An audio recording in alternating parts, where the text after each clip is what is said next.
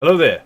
As a follow-up to my previous stream where I compared the two optimizers that are most commonly used, I got hit up a bit about using this third one. This is actually my favorite one, and it hadn't been updated at the time of me filming the other two.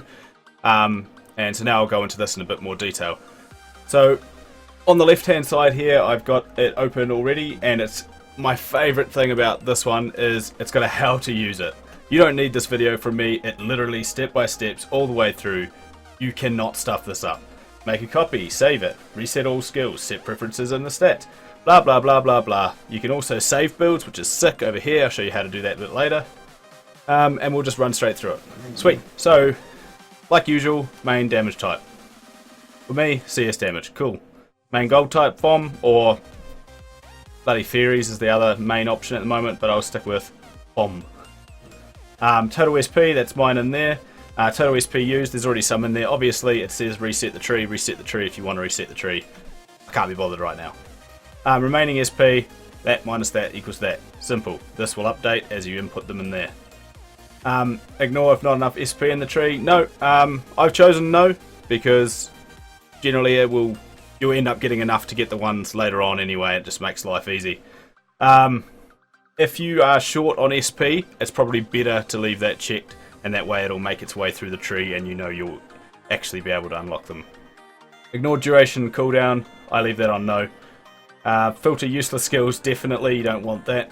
Cumulative SP mode, yep, cumulatively adds up your SP, brilliant.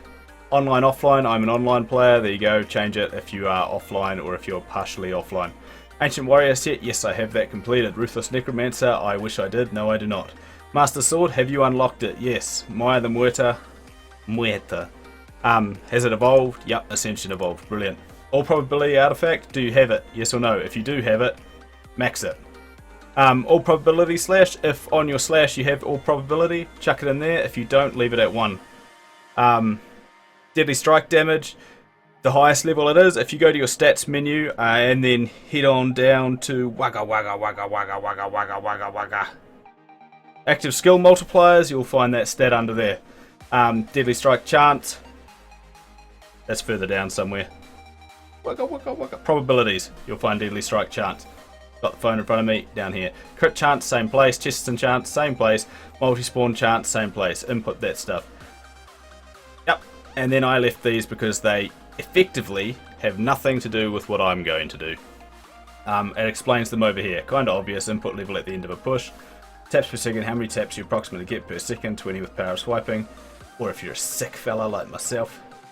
Max lightning strike kill time, how many seconds you want to spend at most in a single boss titan run.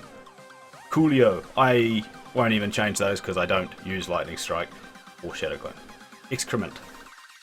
Sweet, from here, up the top, do not spend more than 3 SP to unlock skills, so pretty much if I'm going to use the best way to explain that is dimensional shift. Probably is it's sick and it's going to boost you even if you've got clanship. The amount of SP that I'm going to spend to get that makes that not sick and well and truly not worth it. So don't use the sorcerer tree for pet hand and Midas CS pet at all. More specifically, avoid Midas ultimate lightning strike and dimensional shift. Don't use the knight tree if you're if it's not pet hand and Midas, so the fairy one that is, because the amount of points you need to get in to get that makes it not worthwhile. Unlock the tier 3 rogue skills as soon as you can. Obviously, Ghost Ship is a sick skill. And don't forget to level the ones that you need in order to make the Ghost Ship, because obviously Silent March isn't going to boost you at all. Make sure you put that point in so that you can unlock Ghost Ship.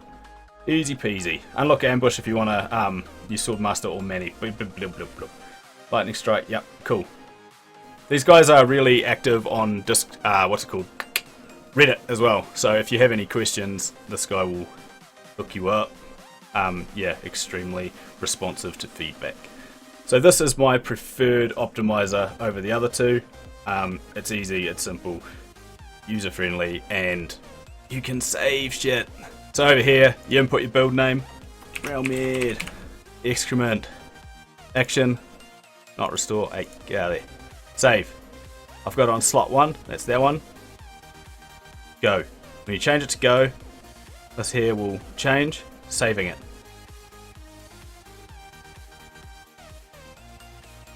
save complete.